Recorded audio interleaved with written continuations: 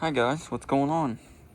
This is Clark Knives here, and this is going to be a video about my 1961 Ford Falcon. But first off, I want to talk about like the name of my channel and stuff. I'm probably going to do a little bit of a rebranding here soon, just because I'm not super focused on only knives anymore. I do multiple kinds of videos and content and stuff like that, so don't pay too much attention to that right now. But anyways, yeah, this is my 1961 Ford Falcon Deluxe 2-door, and as you can see, you're probably thinking, man, this thing's a race car. No, it's not a race car, not just yet at least. I just put the tape on the lights because I like the way that looks, and it kind of reminds me of an old race car. And hopefully one day this thing will be close to like an old 60s and 70s Trans Am style race car. That's what I'm going for, at least. But this car came equipped with the 144 cubic inch inline 6-cylinder, and I haven't checked everything just of right now, but I'm pretty sure this is gonna be a numbers matching car. And some of y'all are probably thinking, well, no, if this is a numbers matching car, then why are you going to be taking it apart and doing all that stuff to it? Well, I can't really tell you, to be honest. I want a V8. I want the raw 302 sound, you know, race car, everything like that. And I want to be able to go a little bit faster. That, and I'm pretty sure this motor is just wore out. I've done a lot of tuning, all kinds of work to the motor, and I just can't seem to get it to go above 55 miles an hour. It's got a brand new clutch in it. It's got a brand new fuel pump, as you can see, brand new master cylinder, which that doesn't really have anything to do with speed. It's got all new internals in the distributor and all that. The carburetor has been rebuilt, and I have another carburetor for it that I was going to put on it, but it leaked. Radiator hose doesn't really have anything to do with it, but I have tuned the carburetor as much as I can, and I've even messed with the timing. It's got new plugs. The only thing that don't have ignition-wise is the coil. So, all that. It's not very clean. It's kind of ratty looking, and I did cut out the radiator support bracket because I was going to put a 3-core radiator in it, but the one that I bought doesn't quite fit. So I zip tied this one back in for the time being. I have a 302 that I'm rebuilding as of right now for this car, which is in a video. I think it's a video previous to this, so if you want to see me take apart an entire 302, go check that video out. That's the motor I'll be building for this thing. But it does have the original wheels on it. Those are original hubcaps and wheels that came on the car. I just took some mothers and shined them all up and made them look good. They're a little dirty right now, but and as of right now, it's got some new sway bar links. That's the only thing that's been done to the suspension. I will be doing a V8 swap to this car, V8 suspension swap to this car, because the stock suspension will not hold up to the V8 as of right now. And plus, if you were to buy new ball joints for these, it would end up costing you close to like anywhere from $600 to $800. So that's pretty outrageous, to be honest. So I'm just going to swap it over to a 65 Mustang V8 suspension. And as you can see, the floors are pretty nasty. I've done a lot of work to the floors for the most part, just kind of what I like to call vice grip garage style floors. License plates and self-tappers, and then like sheets of steel and self-tappers for the time being until I get some big boy money and can replace the whole floor pan. But that's pretty much it for the engine bay and all that.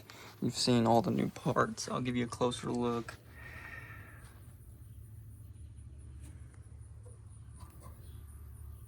And don't think. It does have just a Holley 1-barrel carburetor. And then it does not have the metal fuel line going from the pump up anymore because it was rotted out. It does have a new gas tank in it, which I can show y'all. It has a new sending unit, a new gas tank, and a new fuel pump. The lines leading up to here, though, are not new. You can see down there's one of them. There you go.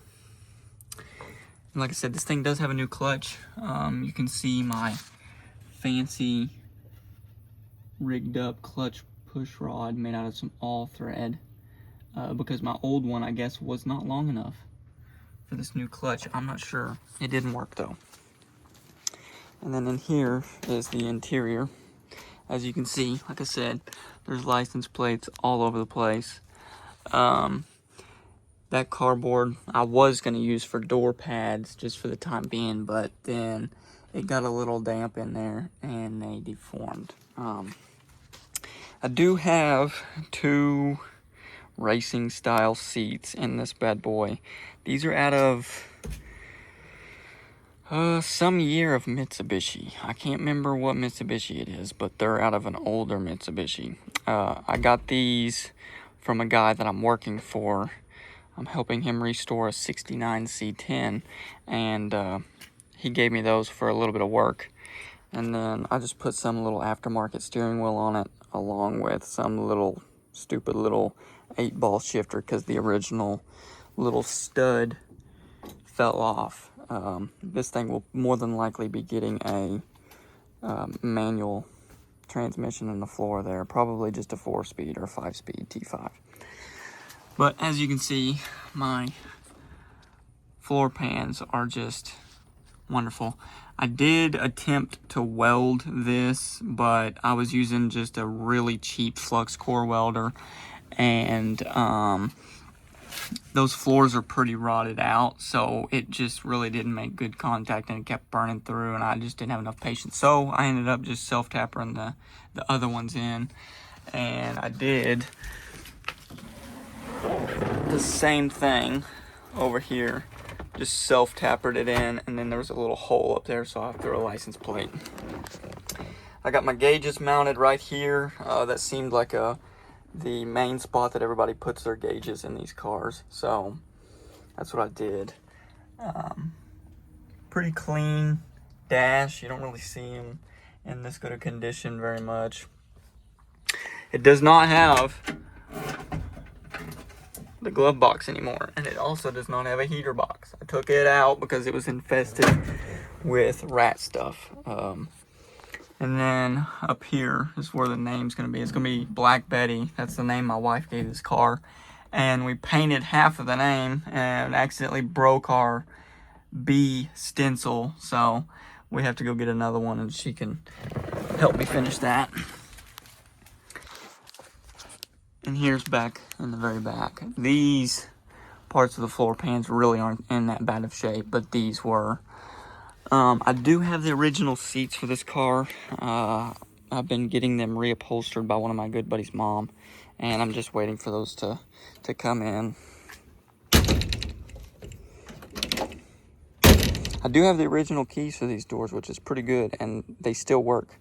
And a little story,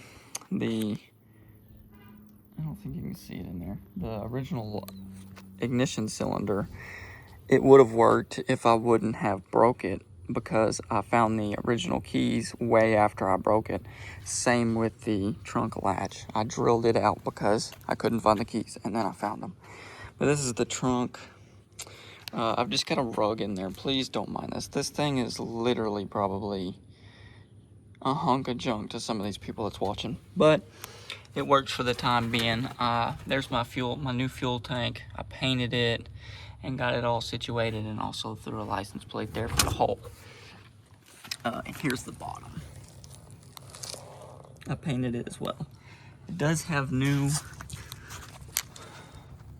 rear shocks, and the rear end is going to be getting replaced as well whenever this thing gets a V8. I'm pretty sure I have found all the parts for it as well. I just got to wait and see how everything plans out and see how the whole money situation goes. But